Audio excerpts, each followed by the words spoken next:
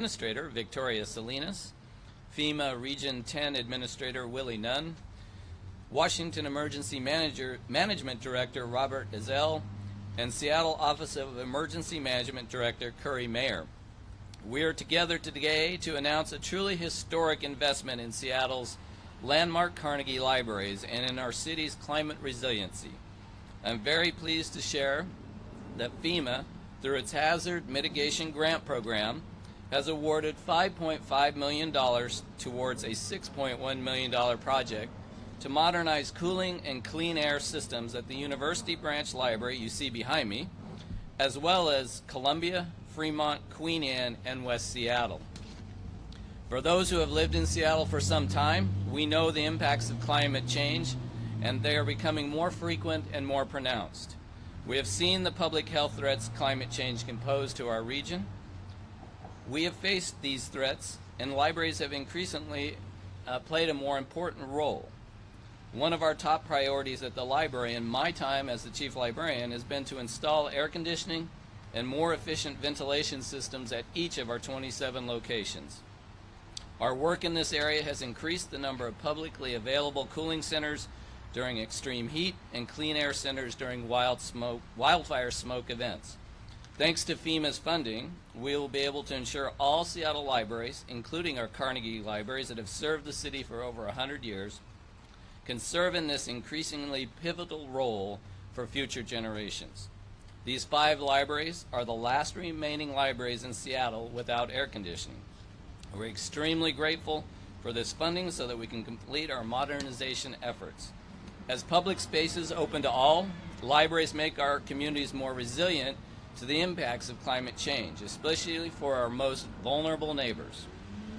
With every new HVAC system we install, we are reducing the library's carbon footprint by replacing fossil fuel powered systems. We're helping Seattle meet its decarbonization goals, and we are providing respite from heat waves and wildfire smoke events. In recent years, we've made great progress in this work.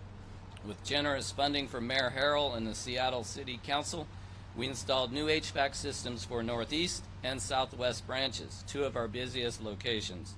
The Green Lake branch, which will reopen from its seismic retrofit in coming weeks, will also feature a new HVAC system. At the University branch, we will begin this work in early 2025 when the branch will close for a seismic retrofit and other renovations. The Columbia branch will be next in line, and we are working on a timeline now for Fremont, Queen Anne, and West Seattle. I want to thank the library's Administrative Services Director, Rob Gannon, Capital Improvement Project Director, Dennis Redinger, and Communications Specialist, Bennett Barr, for their work in securing this grant.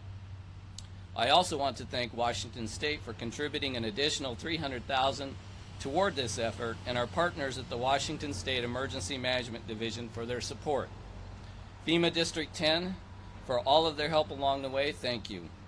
Erica Lund from the city's Office of Emergency Management, whose expert guidance throughout the grant process was invaluable. And also, a big thanks to Mayor Harrell for his vision, leadership, and constant support of the library. Public investments like this are only possible when agencies work together. In this effort, it was one Seattle and beyond, all the way to the finish line. And now, I'd like to introduce Seattle's Mayor, Bruce Harrell. Thank you, Tom. So, I want to make something very clear in case someone looks at this months from now or years from now. Today is August 20th, 2024, and I want to make that clear in case they see why they ask why are there rain jackets and why are we under a tent when we announce this. It's August 20th. And that's why we are excited to celebrate this news. For us, it's all about partnership. So I need to first, of course, thank the leadership at FEMA, what FEMA does for a city like ours, our senators, Murray and Cantwell, our congressmen, Congress members Jayapal and Smith, our state delegation for stepping up, our Washington Emergency Management, and of course our home here at University Branch Library.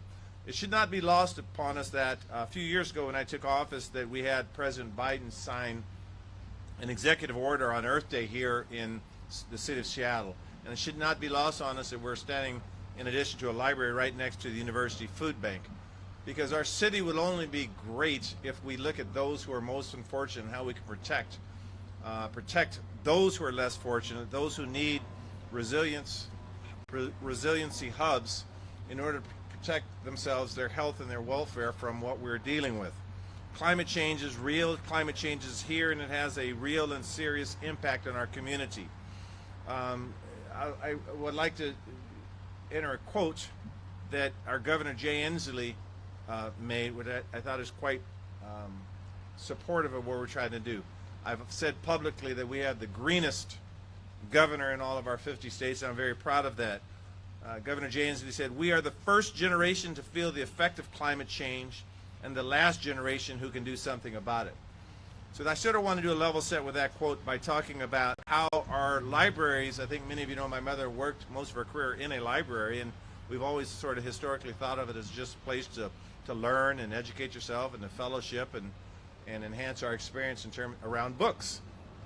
But now we have to look at these key assets as part of our resiliency strategy, and now that we have over 20 of them acting as cooling and cleaning shelters during our weather events, that we have to look at all of our assets and sort of combining them in a strategic way. I want to thank our director, Justin Farrell, and the work that she does at our Sustainability and Environment Department. It is under her leadership, again, that we're able to pull this together throughout our citywide assets. It's a great strategy.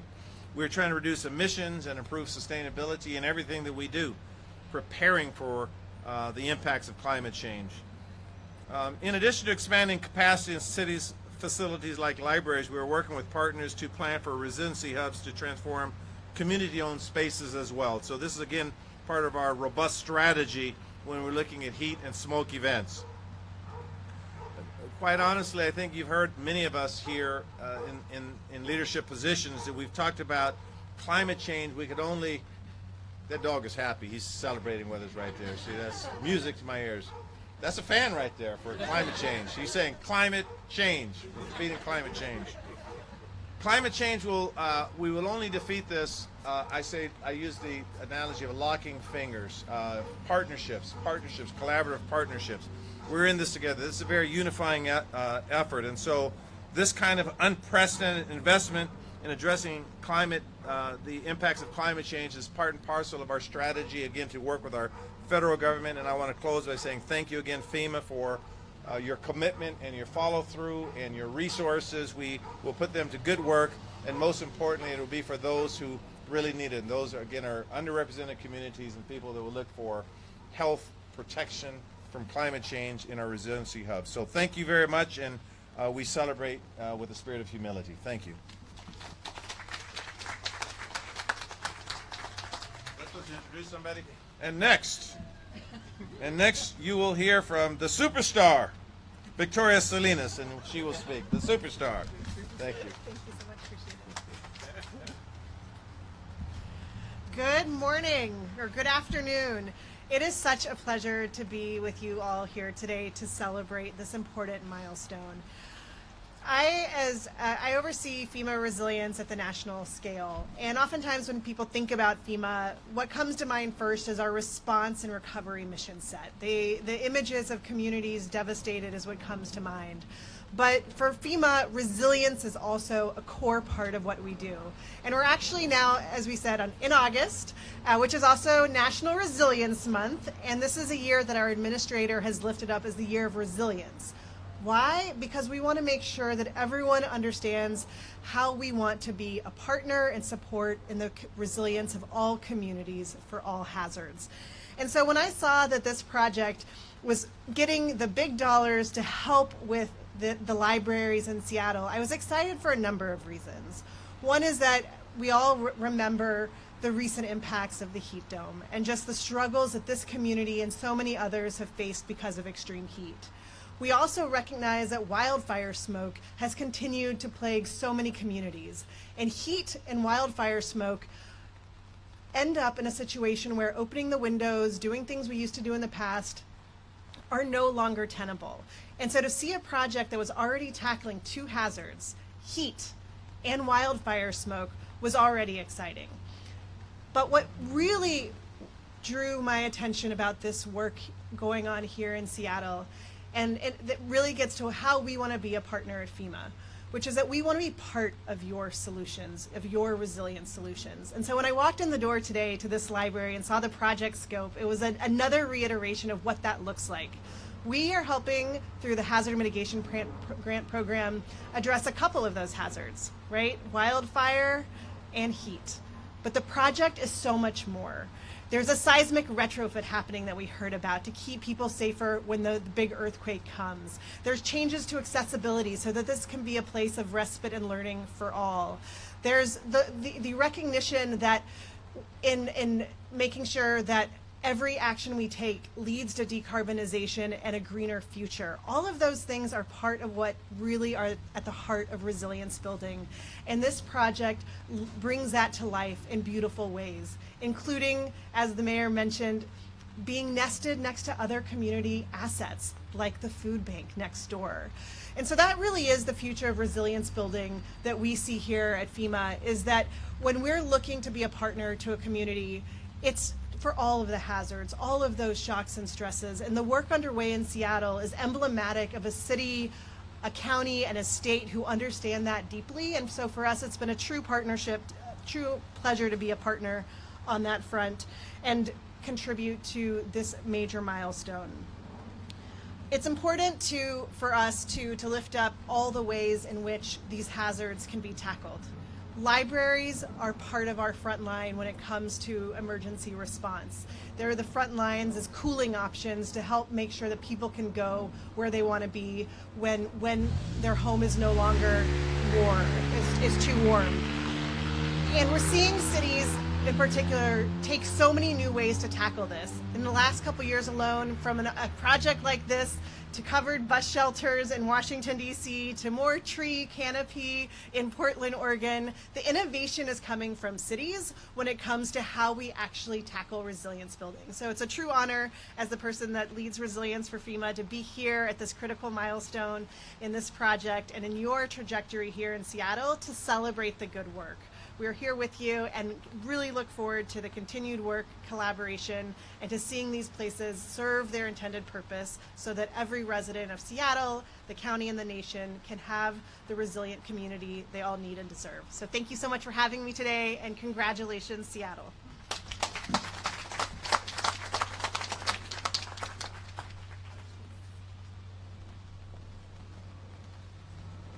Good afternoon, everyone. Thank you, Mr. Mayor, for inviting us and all the partners behind me. What a great day for Seattle. I am Willie Nunn. I'm the FEMA Region 10 Administrator, which includes Seattle and the beautiful, diverse Pacific Northwest. I'm pleased to join you to celebrate today the new cooling centers at the public libraries here in Seattle. And as just learned from one of the speakers, that this is organizing for the last five libraries here in Seattle. As we know, extreme heat is now a reality for our region, and air conditioning is becoming that necessity. Yet, many can't afford this. Many can't afford the air conditioning when they face the life-threatening conditions that extreme heat can bring. In the summer of 2021, there was a heat dome. And Seattle, statistics say that Seattle is the least air-conditioned city in the nation. That's why I'm so excited to be here, and that FEMA has the opportunity to award this grant, to equip these libraries to be an option, to be a cooling center. The FEMA, as it was said earlier, the FEMA Hazard Mitigation Grant Program funds are investment in community resilience. FEMA gives grants to communities not only to provide what we're doing here, but providing cooling options, not just centers, but cooling options, green infrastructure, and nature-based solutions. I want to applaud the state of Washington and Seattle for the foresight to use these grants for this great opportunity. Thank you, Mayor, and all of the partners behind me, and all of you, because we're all partners, and relationships are very important, as the mayor says. And FEMA is proud to work with the state, proud to work with our tribal nations and the locals to make that projects like these come to create these options in extreme heat. And thank you all for putting people first and helping our communities stay safe in extreme heat. Thank you.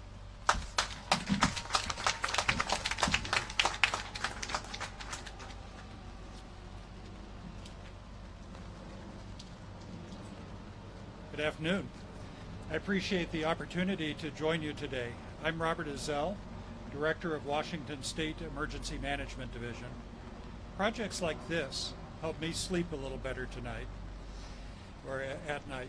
As Director of the State Office charged with protecting lives, property, and the economy of our state, it's heartening to see the most meaningful efforts to truly provide people, often our most vulnerable, with protection from extreme weather.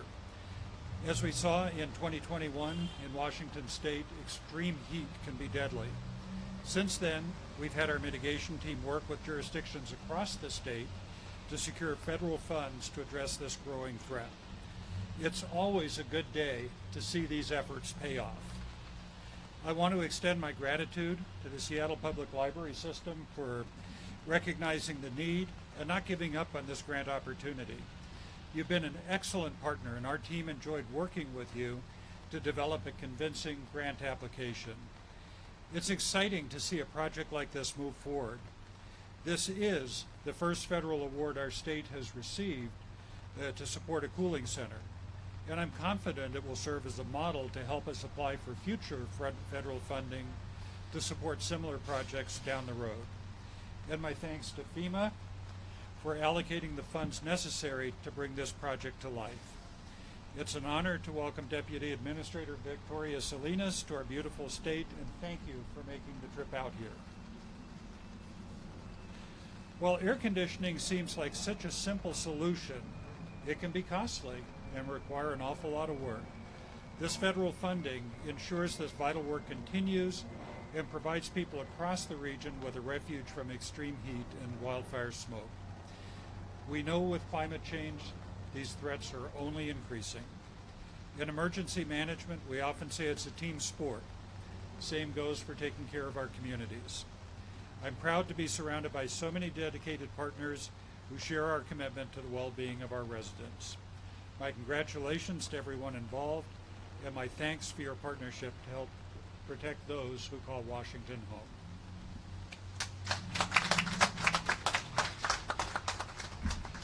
Good afternoon. My name is Curry Mayer, and I currently serve the city as the Director of Seattle's Office of Emergency Management. This project is really exciting for a lot of reasons. You've heard a lot about partnership, but there's really so much power in that. The partnership of city departments, working with our state partners at Washington EMD and also with FEMA was really why this became a reality. And I want to give special kudos to my team member, Erica Lund, who's the applicant agent. There's a huge amount of work that goes into being able to get a grant such as this, and we're very proud of that. It is one of the largest grants in the mitigation funding arena, so that's also exciting. So it not only is part of the city's immediate plan, the short-term goals for what do we do to mitigate both heat and smoke, but it's also part of a longer solution. So our short-term actions really focus on what can we do immediately, give people a place to go. And not only is this a place to go with air conditioning, but it's also a beautiful library, so people have something to do while they're escaping the heat. Some of those longer term actions that we look at have to do with tree canopies, increasing green spaces. Those things take longer, so it's always exciting to see what can we do in the short term and what are the immediate things that will have impact on the community right away. It's also exciting because it's part of our reducing our reliance on fossil fuels. So it's my distinct privilege to be part of the city that really cares about helping people and the effects of climate change. And I appreciate you being here today to celebrate this with us.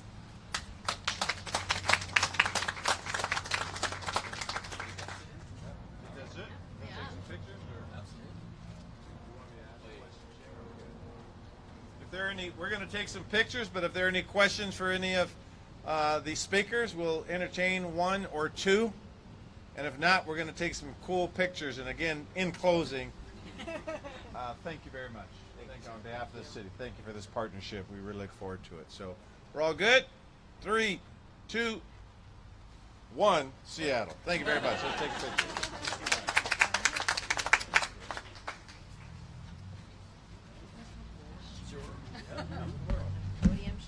Should we? I love your shoes. Oh, thank you. Check it out. Yeah. My favorite.